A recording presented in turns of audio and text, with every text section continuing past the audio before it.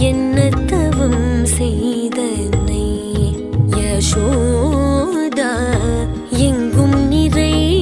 பரபிரம்மம் அம்மா